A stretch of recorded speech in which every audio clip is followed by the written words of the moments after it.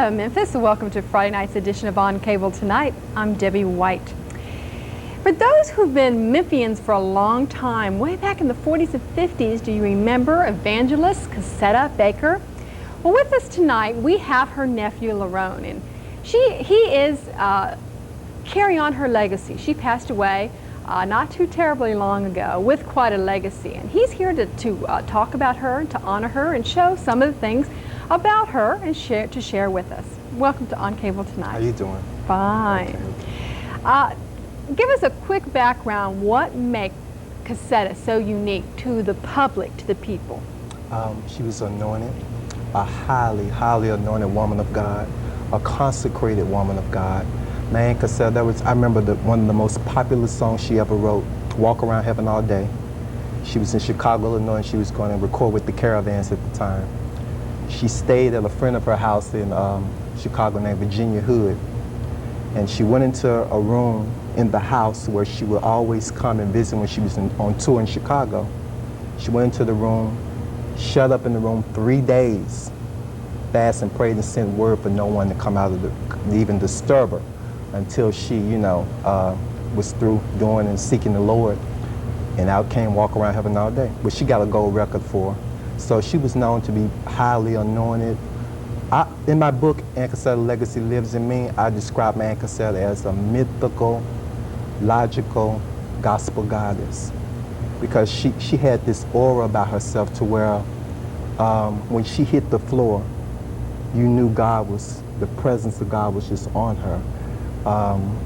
Highly anointed, highly And what anointed. does Lerone, the nephew, remember of his auntie?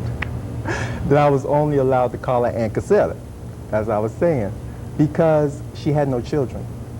And I remember the times when I was little, I told my Aunt Cassetta, I remember one time, I wrote this in the book, one time I told Aunt Cassetta, I said, when I grow up, I'm going to be a pop singer and an actor. And she said, no.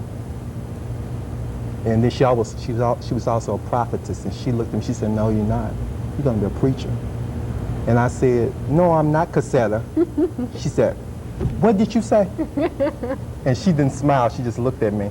She said, don't you ever, long as you live, call me Cassetta. You understand me, Lerone? And I said, yeah. She said, yeah, what? I said, Aunt Cassetta. And I'll never forget it. And ever since that, we were never allowed to call her Cassetta Baker George or Miss George or Cassetta George, because she had no children. And it was as if the world knew her as this famous gospel singer, but we just weren't allowed to do that. I mean, she wanted that respect. Yeah, she wanted us to, you're my nephew, and So. What were some of the courageous things you saw her do in the 40s and 50s? Well, I wasn't around at the time, but I remember, for one thing, she was the first to bring gospel music to WDI radio station with the Songbirds Society. This was before she went on to make recordings. It was her. I remember, I wrote this in the book also. She was singing at a church one day, and there's a group of girls that were on church with her called the Songbirds of the South.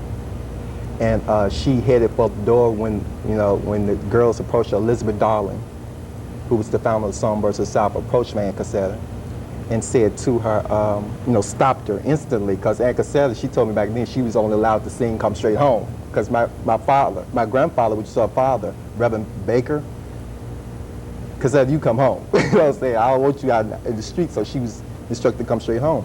And she said the girls approached her and said, we want you to sing with us, your style of singing, and the rest is sort of history, because she ended up eventually joining the Songbirds of the South, and they were the first to bring gospel music to the radio on WDIA radio station every day, 11:45 to 12 o'clock. And from when I wrote the book, I had a chance to go back to Douglas, where she was raised up, and talk to some of the people in the community, and they told me it was a time when, and you know how it was in 1946 for the blacks to even, for a person, and I wrote in the book that it was something like Diana Ross and the Supremes in the Booster Projects, because I saw Oprah Winfrey show when she interviewed Diana, and it was talking about to see black people on TV at that time was, phenomenal, everybody was running to the TV to see Diana Ross, they're going to be on, and that telecast was on my birthday, December 27th. So when you would hear Cassetta Baker, and the songbirds of the South every day at 11:45 p.m. a.m. in the morning to 12 noon. All ears were tuned to hear that sound, because for a black group to do such, it wasn't heard of. You know what I mean? She is quite a beautiful woman. We have a picture of her that we want to share with you. This is the autographed picture that she made. She's quite a beautiful woman.